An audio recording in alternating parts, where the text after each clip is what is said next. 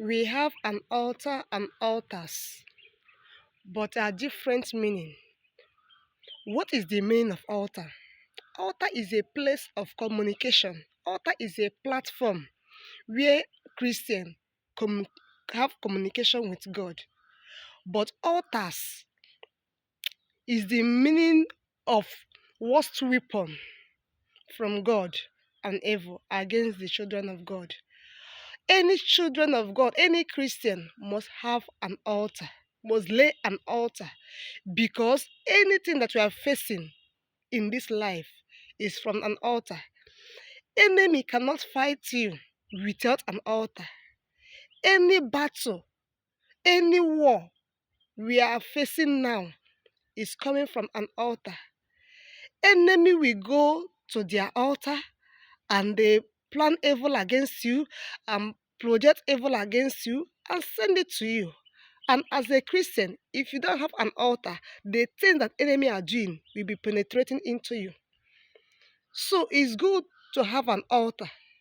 The altar that you communicate with your God, you have an agreement with God, and anything that you are doing in life must have an altar. Whether you are progressing or you are not progressing, it's coming from an altar.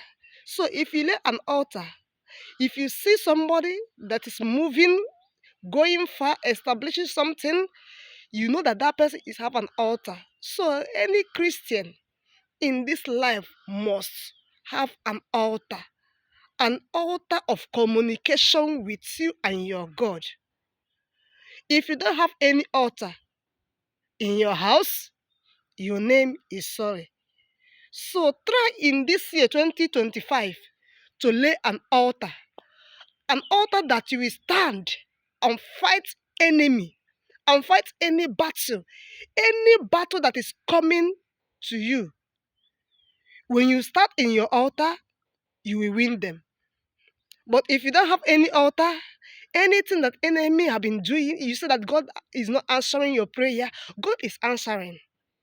But where is the altar that you stand? Where is your own altar? Enemy has their altar that makes them to succeed in their evil plan and evil projection that they are projecting against you. Yes, but if you have that altar, so it means that altar versus altar. When you stand in the altar of God, if you lay your altar and connect God into your altar and have a commitment in that your altar and be some commit yourself in that your altar, be praying fervently, God will fight your battle through that altar.